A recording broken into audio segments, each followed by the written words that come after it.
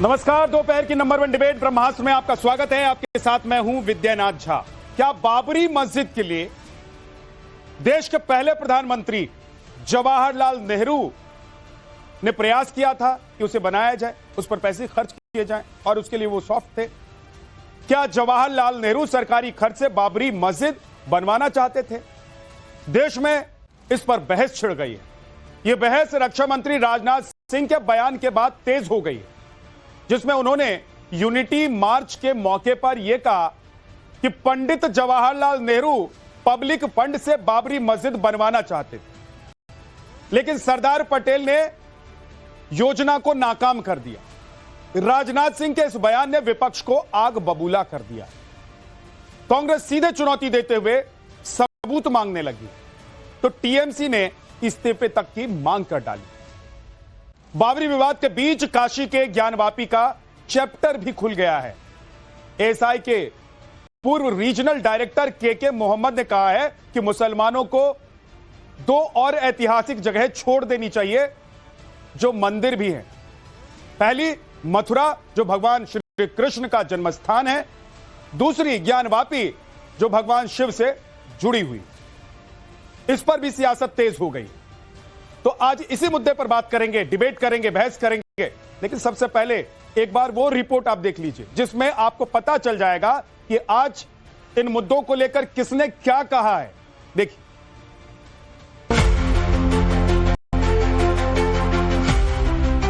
जब पंडित जवाहरलाल नेहरू बाबरी मस्जिद के मुद्दे पर सरकारी खजाने से पैसा खर्च करने की बात जब उन्होंने छेड़ी थी, उसका भी विरोध यदि किसी ने किया था तो गुजराती मां की कोख से पैदा हुए सरदार वल्लभ भाई पटेल ने ही किया था। मेरे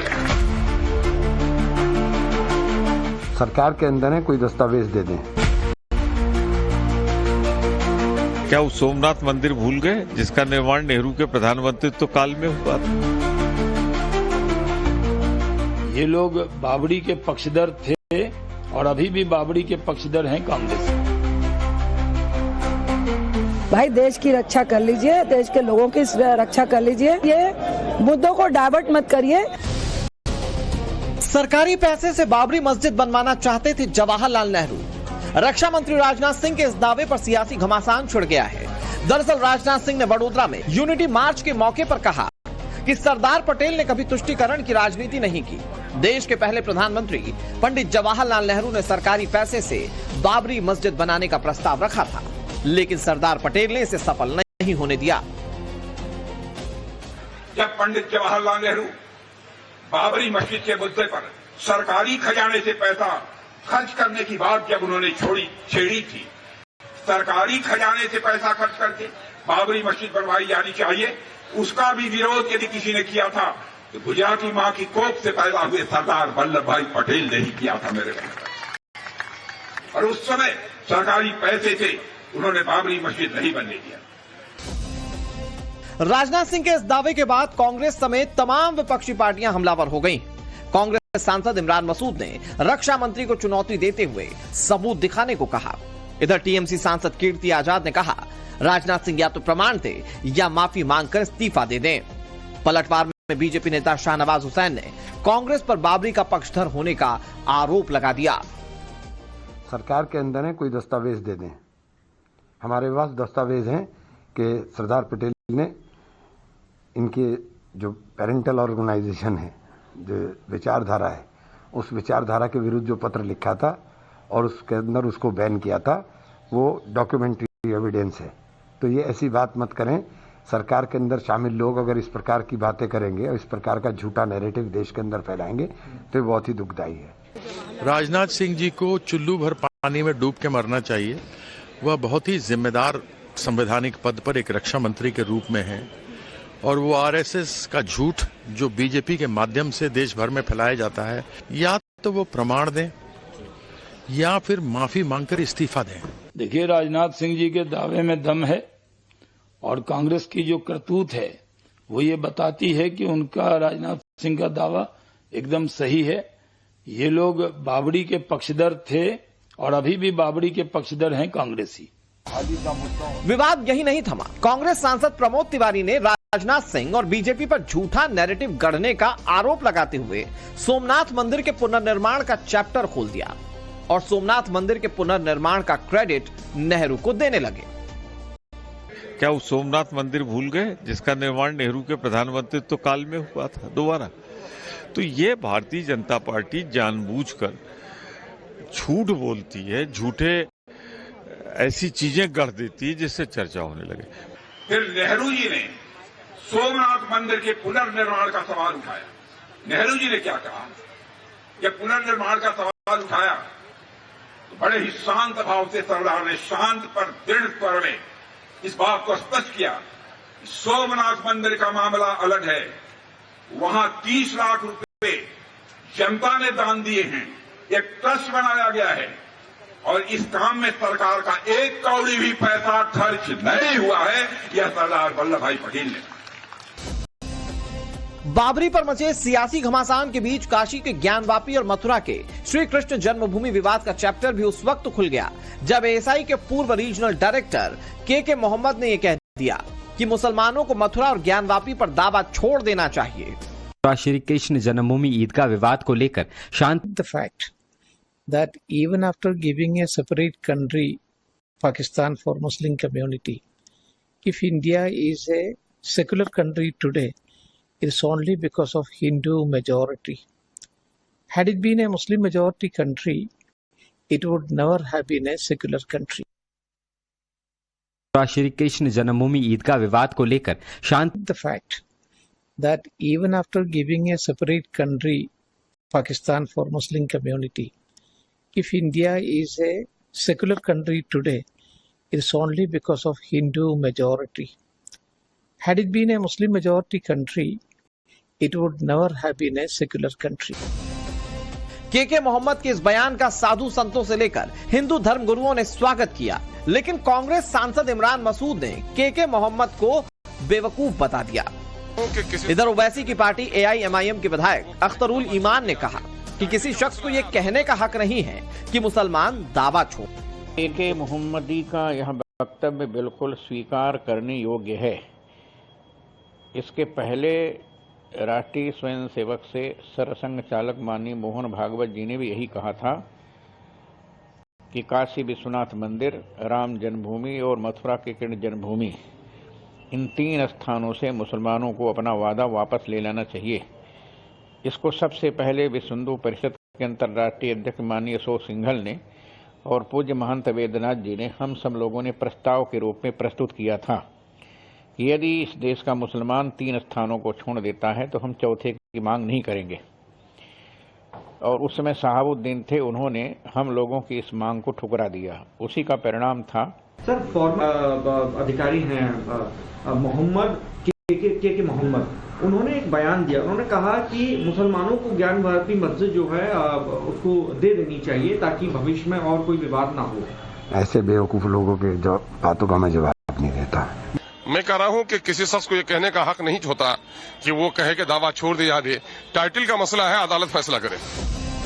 फिलहाल बाबरी मस्जिद के मुद्दे पर शुरू हुआ विवाद अब सोमनाथ से होते हुए ज्ञानवापी और मथुरा तक पहुंच चुका है। अब सवाल है कि बाबरी पर राजनाथ का दावा सियासी रणनीति है या इतिहास का दबा कोई पन्ना?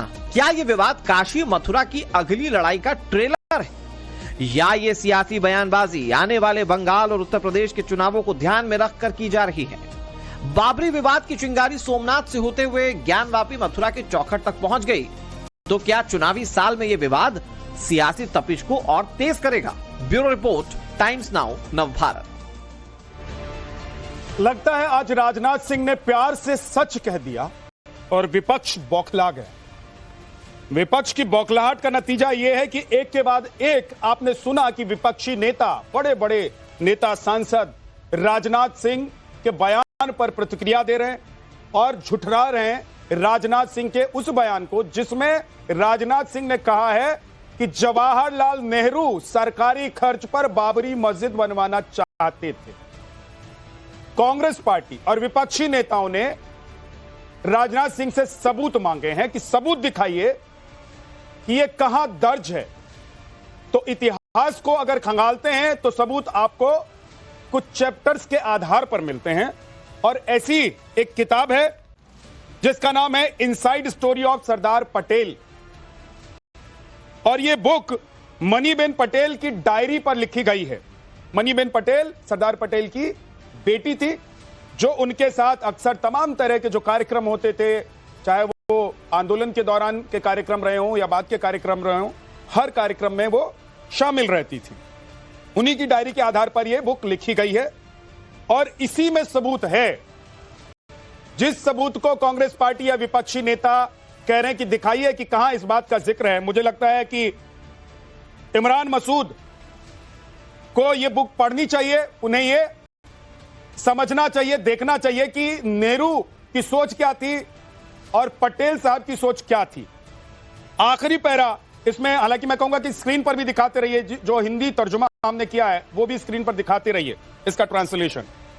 Nehru also raise the question of Babri Masjid, but Sardar made it clear that the government could not spend any money for building a mosque. Nehru खर्च करना चाहते थे बाबरी मस्जिद पर, लेकिन सरदार पटेल आड़े आ गए, अड़ंगा उन्होंने अड़ा दिया। उन्होंने कहा कि मस्जिद पर सरकारी धन खर्च नहीं होना चाहिए। इसके आगे इस बुक में लिखा हुआ है, देखिए ये दिखाते रहिए, इसके आगे इस बुक में लिखा है कि he told Nehru that the question of reconstruction of Somnath Mandir was quite different, as trust had been created the purpose and about 30 lakh collection। ये बुक में लिखा हुआ है कि यानी कि जब ये बात हो रही थी, जब नेहरू कह रहे थे कि बाबरी मस्जिद सरकारी खर्च पर बना देनी चाहिए, तो नेहरू जी को रोकते हुए सरदार पटेल ने क्या कहा कि ऐसा नहीं हो सकता है, और अगर आप सोमनाथ मंदिर का जिक्र कर रहे हैं तो उसके लिए 30 लाख रुपए का फंड ट्रस्ट के द्वारा इकट्ठा किया गया है। आज यह मुद्दा उठा है तो इसका सच जानने का हक पूरे देश को है, और इसीलिए आज इस पर हम डिबेट करने वाले हैं। अनिला सिंह जी बीजेपी की प्रवक्ता हमारे साथ हैं, सुजाता पांडे पॉलिटिकल एनालिस्ट हमारे साथ हैं, अवधेश कुमार जी वरिष्ठ पत्रकार हमारे साथ हैं, अश्विनी मिश्रा कांग्रेस के नेता हमारे साथ हैं, सैयद लरैब अकरम आरजेडी से हमारे साथ हैं। बहुत बहुत स्वागत है लारेब भाई। आदिल हसन एमआईएम के नेता हमारे साथ हैं, बहुत बहुत स्वागत है, नेता हैं और प्रवक्ता हैं, बहुत बहुत स्वागत है आप सभी का। अश्विनी मिश्रा जी, ये तो फैक्चुअल है कि नेहरू बाबरी मस्जिद पर सरकारी धन खर्च करना चाहते थे। यह भी सत्य है कि सोमनाथ मंदिर के रिकंस्ट्रक्शन के लिए या उसके जीर्णोद्धार के लिए नेहरू जी तैयार नहीं थे, सरकारी खर्च नहीं करना चाहते थे। यह भी सच है कि जवाहरलाल नेहरू सोमनाथ मंदिर गए उसके उद्घाटन कार्यक्रम में, तो उनसे इतनी दूरी बना ली कि जब उनकी मृत्यु हुई तो राजस्थान चले गए पार्टी फंड इकट्ठा करने के लिए, लेकिन पटना नहीं गए अंतिम संस्कार में। और उस वक्त जो हमारे देश के राष्ट्रपति थे उनको भी मना किया कि आप भी मत जाइए, यह जाना जरूरी नहीं है। तो इसको आप लोग कैसे झुठला रहे हैं, और क्यों राजनाथ सिंह को आप लोग कोस रहे हैं, क्यों सच को छुपा रहे हैं? विद्यानाथ जी, सच का फैसला आपके स्टूडियो में बैठ के तो होगा नहीं, सच का फैसला तो होगा जो सरकारी दस्तावेज होंगे उनके आधार पर होगा। और ये तो वही बात हो गई कि एक प्रधानमंत्री ने कहा कि हम सोमनाथ मंदिर की रिकंस्ट्रक्शन करते हैं, गृह मंत्री ने कहा हाँ कर सकते हैं, इसके लिए एक ट्रस्ट बना हुआ है। उन्होंने पूछा क्या हम बाबरी मस्जिद का कर सकते हैं, और आपने कहा नहीं कर सकते, कोई उसका कोई ट्रस्ट नहीं है। आपने उसको पहले तो इसका कोई दस्तावेज नहीं है, दस्तावेज मैंने दिखा दिया अश्विनी जी, अश्विनी जी मैंने दस्तावेज दिखा दिया, दिखाइए स्क्रीन पर वो दस्तावेज दिखाते रहिए। किताब में लिखा हुआ हमेशा एक इंडिविजुअल का ओपिनियन होता है सर, एक डायरी से ये किताब लिखी गई है, और वो डायरी आपकी और मेरी नहीं थी, ये डायरी मनीबेन पटेल सरदार पटेल की बेटी थी, जो हर वक्त उनके साथ रहती थी, और वो रोज डायरी लिखा करती होंगी, उस डायरी से उठाया गया है। उस सरकारी दस्तावेज से बड़ा ऐतराज है जिसमें आरएसएस को बैन किया गया था, जिसका तो साक्ष्य है, उसको आप नहीं मानते कि वो दस्तावेज तो साक्ष्य तो ये भी है, सरकारी दस्तावेज नहीं है। अश्विनी भाई, मैं आपको समझा रहा हूं कि मान लो आपकी बात सच भी है, जिसको मैं नहीं मानता, पर मान लो सच भी है, एक प्रधानमंत्री, मैं अपनी कंपनी का सीईओ हूं और मैं अपने एम्प्लॉय से पूछता हूं कि ए कंपनी के साथ बिजनेस करना चाहिए, बोलते हैं करना चाहिए। मैं पूछता हूं बी के साथ करना चाहिए, बोलते हैं नहीं करना चाहिए। और आप जाके प्रोपेगेंडा बना दें कि अश्विनी मिश्रा करना चाहते थे बी कंपनी के साथ बिजनेस और कंपनी ने कर दिया मना। तो यही आप फैला रहे हैं। तो आपका उदाहरण, आपका एग्जाम्पल जो बिजनेस करने का है, वो बिजनेस करने का ही एग्जाम्पल नेहरू जी का भी रहा होगा, क्योंकि नेहरू जी को पता था कि कौन सा बिजनेस करके उनको वोट मिलेगा, तुष्टीकरण, और उनकी जो सोच थी, उनकी जो मानसिकता थी, वो कहां पर चलेगी। ये बिजनेस ही कर रहे थे विद्यानाथ जी। ये देश हिंदू का, मुसलमानों का, सिखों का, ईसाइयों का, सबका बराबर का है। और तुष्टीकरण की राजनीति या बोले पोलराइजेशन की राजनीति करने से किसको फायदा होता है, ये सबको पता है। तुष्टीकरण की राजनीति करने से किसको फायदा हुआ, पूरा देश जानता है। तुष्टीकरण की राजनीति ऐसी थी, सुन लीजिए, अब अगर आप सच सुनना चाहते हैं तो मैं बताता हूं अश्विनी मिश्रा जी। तुष्टीकरण की राजनीति ऐसी थी कि बाबरी मस्जिद बनवाना चाहते थे, सोमनाथ मंदिर पर 1 रुपया खर्च करना नहीं चाहते थे, सोमनाथ मंदिर एक बार भी नहीं गए जवाहरलाल नेहरू। और सुन लीजिए, और से सुनना चाहते हैं आप लोग तो, बाबर के मजार पर पूरा गांधी परिवार जाता है।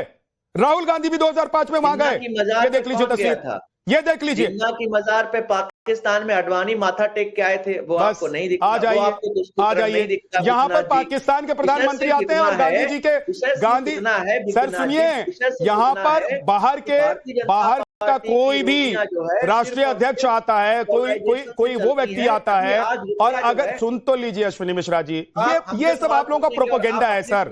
अश्विनी मिश्रा जी, प्रोपोगेंडा मत कीजिए भाई। यहाँ गांधी जी के ऊपर जाकर वहां पर फूल चढ़ाते हैं अगर लोग, तो आप कहेंगे कि भाई कोई गांधी की विचारधारा को लेकर चल रहा है।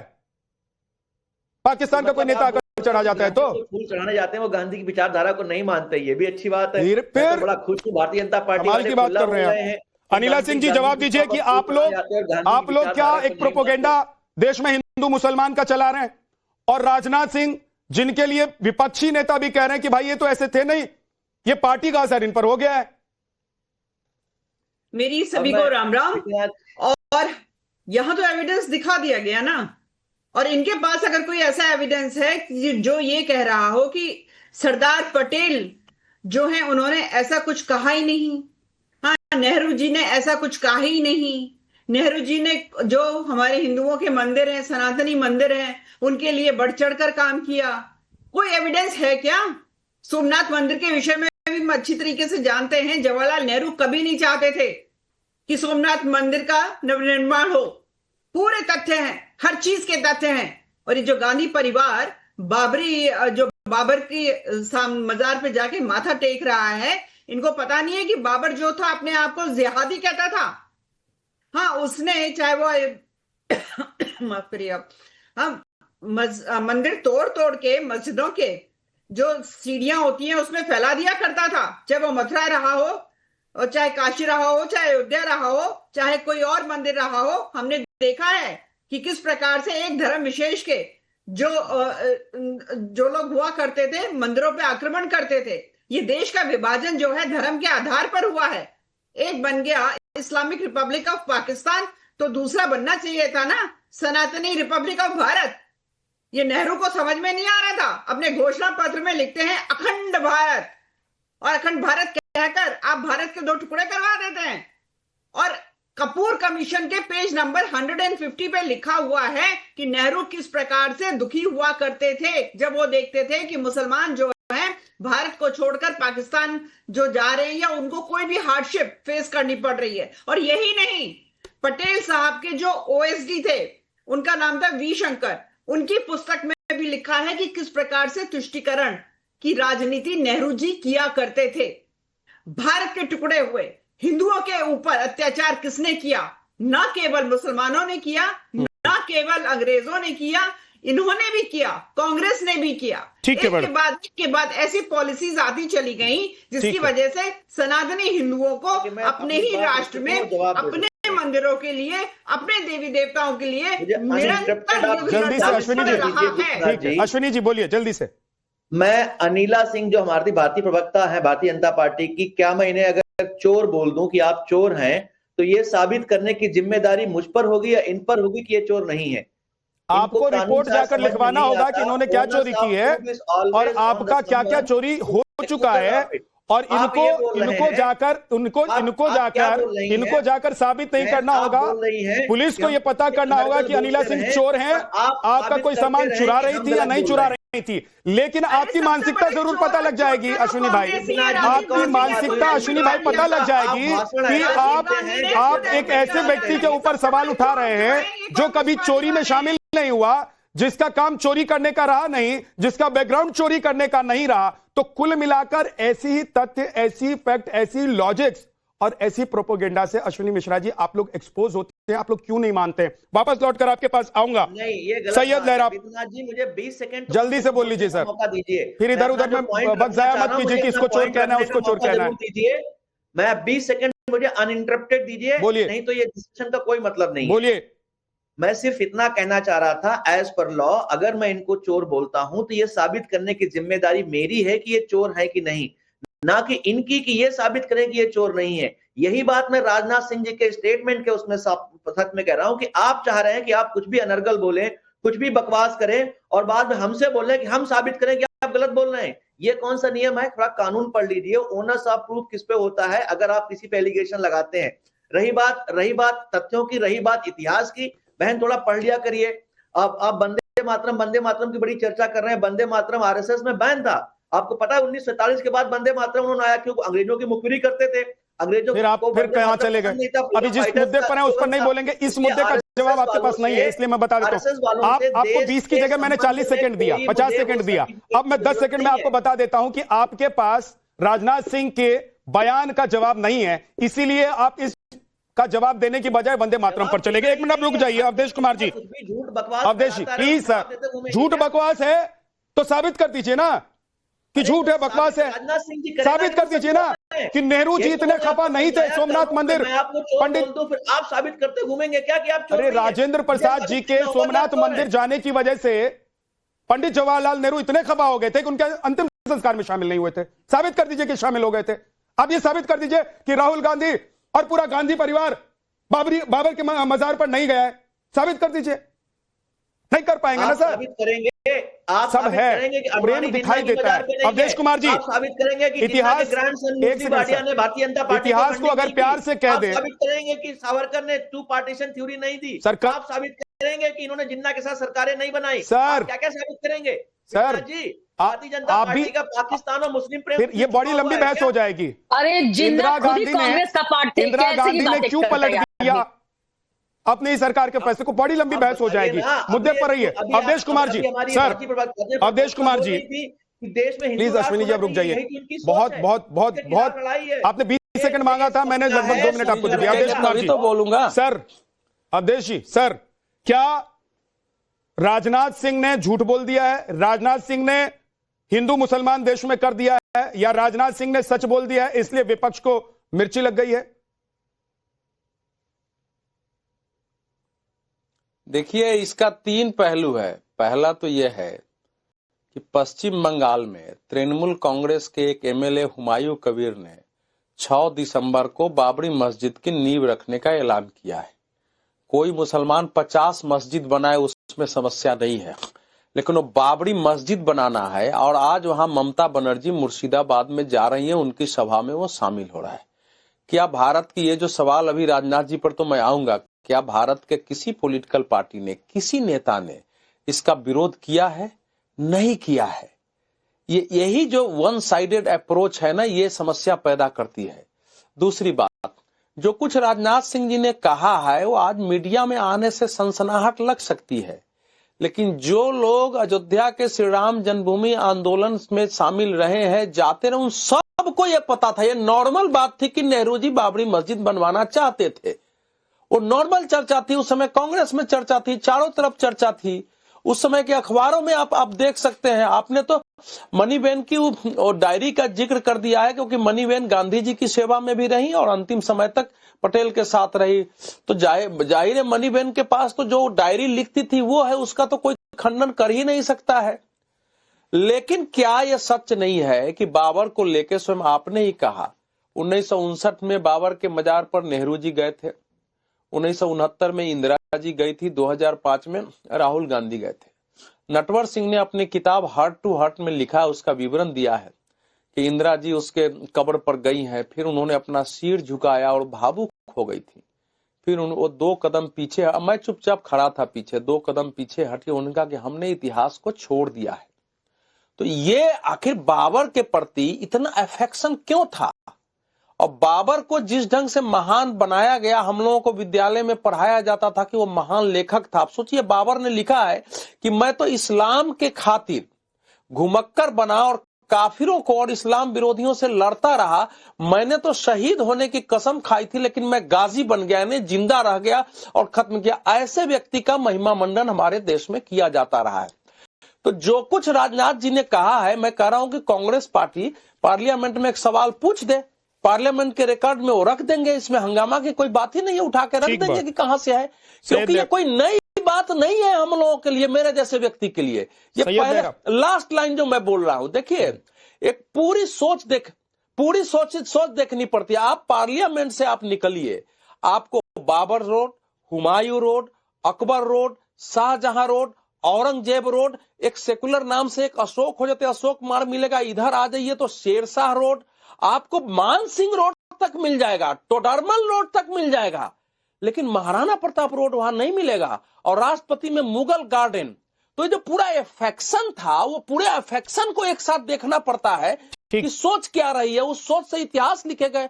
अब वल्लभ भाई पटेल, तो मैं फिर कह रहा हूं कि आज कांग्रेस पार्टी पार्लियामेंट में सवाल उठा दे और फिर दूध का दूध, पानी का पानी हो जाएगा। ओके, आदिल हसन साहब, आप जवाब देना चाहते हैं, बोलिए।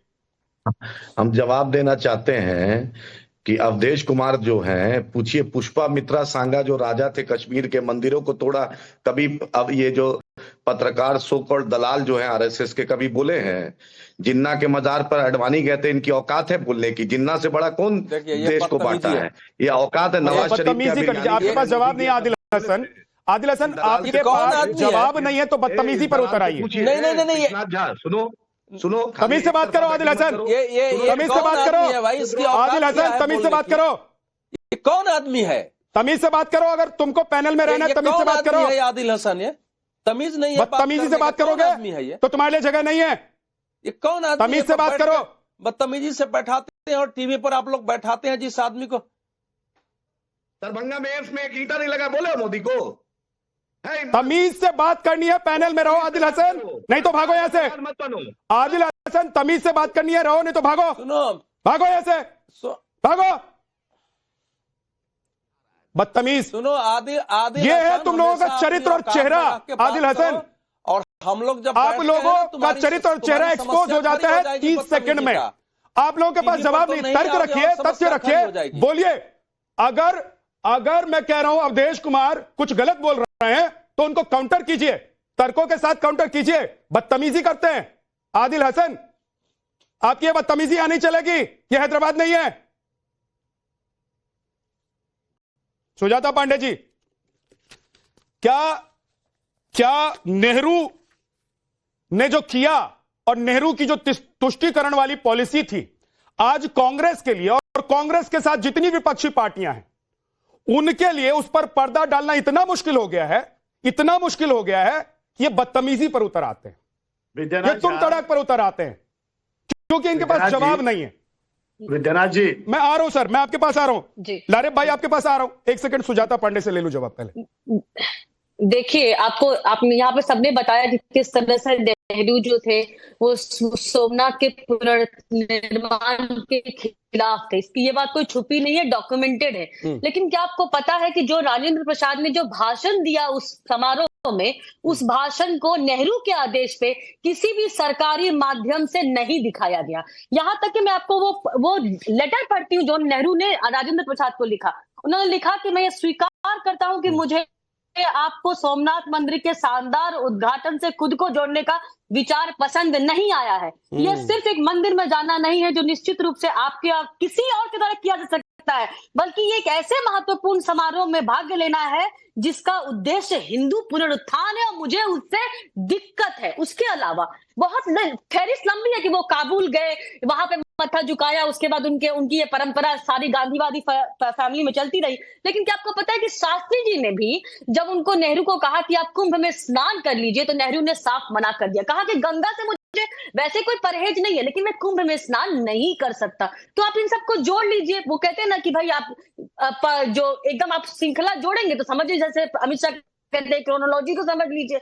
उसके बाद देखिए जो बाकी चीजें जो हम यहाँ पे कह रहे हैं, चाहे वो आप जब चंद्रशेखर दोनों पक्षों को मिला के बाबरी मस्जिद का समाधान कर रहे थे, और उसका जो जिक्र हुआ है रॉड्रिक मैथड ने अपनी किताब चंद्रशेखर में किया है, उस समय राजीव गांधी ने उसी एन वक्त पे सरकार को गिरा इसीलिए दिया क्योंकि उनको लगा कि ये अगर समाधान हो गया तो चंद्रशेखर उनसे बड़े नेता बन जाएंगे। ये पूरी मंशा क्या दिखाती है? जब राम मंदिर का जब ये अभी शिलान्यास हो रहा था, उसके बाद जब उसकी प्राण प्रतिष्ठा हो रही थी, तो जब कांग्रेस को जब न्योता भेजा गया तो कांग्रेस ने ये नहीं कहा कि हम आएंगे कि नहीं आएंगे बाद में देखेंगे। कांग्रेस ने वो निमंत्रण ठुकरा दिया, कहा कि हम नहीं आ सकते। तो आप बताइए कि निमंत्रण ठुकराना क्या दिखा देता है? यही दिखाता है कि कांग्रेस में चाहे वो नेहरू हो चाहे वो इंदिरा हो, जब उन्होंने गोरक्षा आंदोलन में साधुओं पे गोली चलाई, जब 6 साधुओं की मौत हो गई और उसके बाद भी उनकी वो तुष्टीकरण की राजनीति खत्म नहीं हुई, वो राजीव गांधी ने चलाई, उन्होंने राम मंदिर पे ताले जड़वाए और उसके बाद फिर उसको खुलवाना चाहा अपनी राजनीति को ही करने के लिए, लेकिन वो कामयाब नहीं हुए। और वो आज आपको दिखती है जवाहरलाल नेहरू जब वो कहते हैं कि मंदिर जाने वाले सेकुलरिज्म के इतने बड़े मसीहा थे।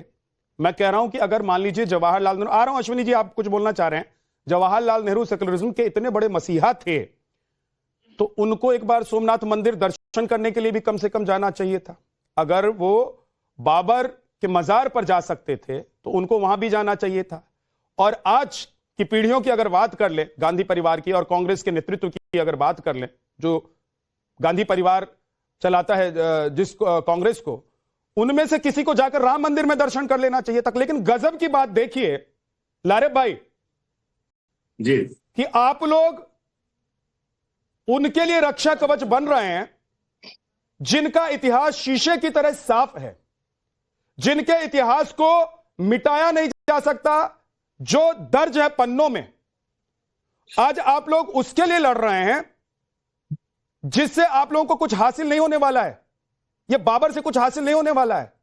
इस देश का मुसलमान इस देश का है, और बाबर, हुमायूं, अकबर, मुगल जो भी थे, ये सब बाहर से आए, लूटे पीटे, जब तक रह पाए रहे और भाग गए। लेकिन तरफदारी आज भी ऐसे लोग जब इन लोगों की करते हैं, मुगलों की करते हैं, बाबर की करते हैं, बाबरी मस्जिद बनाना चाहते हैं, तो अगर यह प्रसंग निकल कर आ जाता है कि नेहरू क्या करते थे और नेहरू की वजह से एक जनरेशन कैसे तैयार हुआ, तो फिर क्या दिक्कत है? नमस्कार सभी को, आदाब, सलाम अलैकुम। अनिला जी की भी बात मैंने सुनी, अश्विनी जी की, सुजाता जी की, सब अपनी बात रख रहे थे। विद्यानाथ झा जी, मैं बोल रहा हूं तो मुझे लगता है कि कुछ मैं तू में विश्वास नहीं रखता हूं, तो मैं मेरी बात बोल लूं और आप उसको सुनिएगा। मैं आपकी नीचता को यहाँ नीचता का आनंद नहीं कर रहा हूँ, बस इतना कहूंगा कि आप बिहार से आते हैं जहां तक मैं जानता हूँ, और आपके परिवार के सदस्य मेरे साथ पढ़े लिखे हैं दिल्ली में जी। तो आप एक प्रबुद्ध परिवार से आते हैं, और आप जिस तरह से लाइन ले रहे हैं, मुझे नहीं लगता है कि आपको थोड़ा सा बैलेंस होना चाहिए था। ये सुझाव है मेरा, आप इस पे ऑफेंड मत होइएगा, ठीक है। सबसे पहले जो बयान माननीय राजनाथ सिंह जी ने दिया है, वो एक संसदीय प्रणाली के नेता रहे, मैं उनका सम्मान करता हूं। इस तरह का बयान क्यों देना पड़ रहा है? अभी उत्तर प्रदेश में चुनाव आ रहा है। मैं उनके बयान का सबसे पहले उनकी शब्दों में कड़ी निंदा करता हूं, और ये कड़ी निंदा इसलिए करता हूं कि जिस वक्त में क्रॉस बॉर्डर टेररिज्म चल रहा है, जिस वक्त में चीन का हमारे ऊपर और अमेरिका का टैरिफ लगाना, तमाम चीजें चल रही हूं, आप देश को कमजोर कर रहे हैं। आप एक तरफ हिंदू और मुसलमान के नैरेटिव को, गड़े मुर्दे को उखाड़ रहे। कोई यहाँ पर हिस्टोरियन नहीं बैठा, सब अपने पार्टी का पक्ष रखने वाले लोग हैं। मैं साफ कर दूं कि मैं इतिहासकार नहीं हूं, मैं इतिहास का विद्वान नहीं हूं। मैं एक बात ये कहना चाहता हूं, उत्तर प्रदेश में जिस तरह से बीते जब सरकार आई, समाजवादी पार्टी की सरकार गई और अनदेखा किया गया राजनाथ सिंह जी को, एक मुख्यमंत्री बनने की लड़ाई है, इच्छा है, सबके मन में इच्छा है, और अभी ये क्या कंट्रीब्यूट कर सकते हैं, ये बेमौसम शहनाई जो बजाई जाती, इन्होंने प्रयास किया है। हालांकि ये जिस जिम्मेदार पद पर है, इनके ऊपर ये शोभा नहीं देता। विद्यानाथ जी, आप इस बात को गौर से सोचिएगा। दूसरी बात मैं ये कहना चाहता हूं कि एक हम लोग जब थिएटर करते थे कॉलेज के दिनों में, तो एक गीत गाया करते थे, और वो गीत के बोल 2 लाइन ये है कि एक हमारी और एक उनकी, मुल्क में है आवाजें दो, अब तुम पर है कौन सी तुम आवाज सुनो, तुम क्या जानो। हम कहते हैं इंसानों में इंसानों सा प्यार रहे, वो कहते हैं हाथों में त्रिशूल रहे तलवार रहे। तो ये जो त्रिशूल और तलवार की जो पॉलिटिक्स है, जो नैरेटिव है, जो चीजें गढ़ी जा रही हैं, सेकुलर हिंदुस्तान है ना, मंदिर का है हिंदुस्तान, ना मस्जिद का हिंदुस्तान है। मैं विरोध करता हूं किसी भी तरह के इस तरह के पाखंडी निर्माण के ऊपर में। लेकिन मैं ये बात पूछना चाहता हूं कि जब आप जुलूस निकालते हैं, धार्मिक जुलूस निकालते हैं, और उस धार्मिक जुलूस में जब आप हेलीकॉप्टर से पुष्प वर्षा करते हैं, मेरी आपत्ति नहीं है, लेकिन मेरा प्रश्न है, क्या वो किसी के निजी खजाने से आता है? हिंदू भी बराबर है, मुसलमान भी बराबर है। दूसरी बात मैं खत्म कर दे रहा हूं, बस एक छोटा सबक। दूसरी बात मैं ये कहना चाहता हूं विद्यानाथ जी, कि देश की जो हालात है अभी, जिस तरह से दिल्ली के अंदर में ब्लास्ट हुए, हम सब लोग खौफ में हैं, हम सब लोग इस चिंता में हैं। हमारे देश के ऊपर चौतरफा हमला है, आंतरिक हमला है, अलग अलग प्रकार के हमले हो रहे हैं, और उससे भारत मुंहतोड़ जवाब दे रहा है, और देने को उसको और सजग और मजबूत होने के बजाय आप देश के अंदर में, परिवार के अंदर में विभाजन करना चाहते हैं। ठीक है, तो ये नीति वही सावरकर, आपका पॉइंट आ गया, आपका पॉइंट आ गया लारिफ जी, आपका पॉइंट आ गया। अनिला जी जवाब दीजिए। देखिए, सबसे पहली बात तो ये है कि जब कोई भी राजनेता, कोई भी व्यक्ति, कोई भी इंस्टीट्यूट अगर हिंदुओं का विषय उठाएगा तो तुरंत ये कहने लग जाएंगे, अरे भाई क्या जरूरत है यहाँ आप देश को तोड़ने की बात कर। अरे हिंदुओं की बात करना मतलब होता है देश को तोड़ना? ये मेजॉरिटी पॉपुलेशन है पूरे विश्व में, अपने आप में एक उदाहरण है जहां पर मेजॉरिटी पॉपुलेशन जो है अपने देवी देवताओं, अपने मंदिरों के लिए लड़ाई करती है, अपने अधिकार के लिए लड़ाई करती है। हाँ, हमारे देवता जो है वो कोर्ट में अपने आप को रिप्रेजेंट करते हैं। ये तमाशा जो है केवल और केवल इस देश में होता है। हाँ, ये देश की जो है साहब, आप चुप रहिए, आप बोल रहे थे तो मैं नहीं बोल रही थी, आप बोल रहे थे तो मैं नहीं बोल रही थी। मेरे नेता को राजनाथ सिंह जी को ये कह रहे हैं अनर्गल बात करते हैं, तथ्यों के आधार पे हम बात करते हैं तो हम बेकार की बात करते हैं। आप ये कह रहे हैं कि ये देश जो है वो हिंदुओं का भी है, वो मुसलमानों का भी है। अरे ऐसे ही करना था तो मुसलमानों ने अपना एक अलग देश ले तो लिया था। जब ये देश के टुकड़े हुए थे तो यहाँ पे तकरीबन 4.25 करोड़ मुसलमान थे, और केवल 72 लाख क्यों गए, बाकी क्यों नहीं गए? जब एक इस्लामिक देश बना दिया गया था, मुस्लिम लीग को यहाँ के मुसलमानों ने वोट किया था और जितवाया था और देश बन गया, तो देश के मुसलमानों से सवाल करने के बजाय आपको सावरकर को सबका है।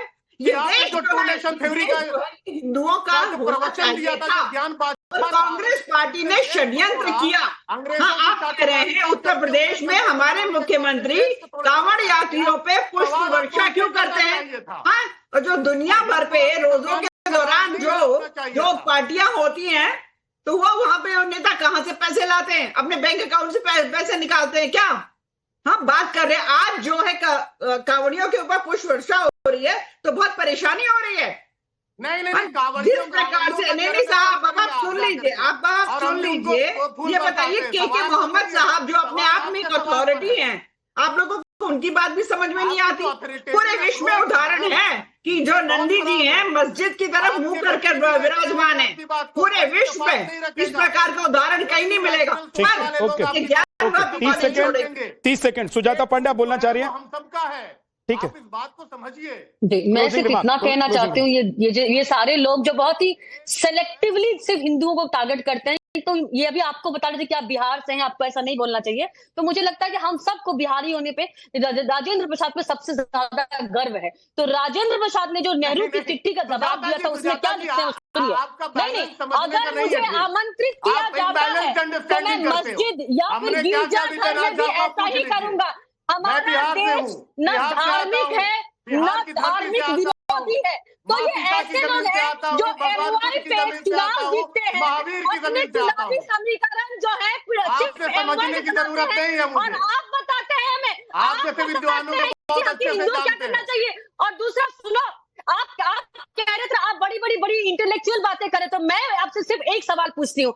आप सैयद जो भी हैं आपसे मैं अपील करती हूँ कि आप इस मंच से कहिए कि देश का मुसलमान जो के मोहम्मद ने कहा है उसको मान जाए, क्योंकि बात तो वही है ना कि आखिर इस देश का इतिहास किसका इतिहास है? इस देश का इतिहास मुगलों का इतिहास नहीं है, इस देश का इतिहास निरंतरता का इतिहास है और वो सनातन का इतिहास है। ठीक है, बहुत बहुत शुक्रिया आप सभी मेहमानों का। जाहिर सी बात है ये सनातनियों का देश है, ये इतिहास भी सनातनियों का जो है उसको लेकर चलना चाहिए, चाहे इस देश में रहने वाले किसी भी धर्म के लोग हों। और आप एक बात ये भी समझ लीजिए कि पास्ट में यानी कि इतिहास में जो दर्ज हो गया है उसको मिटाया नहीं जा सकता है।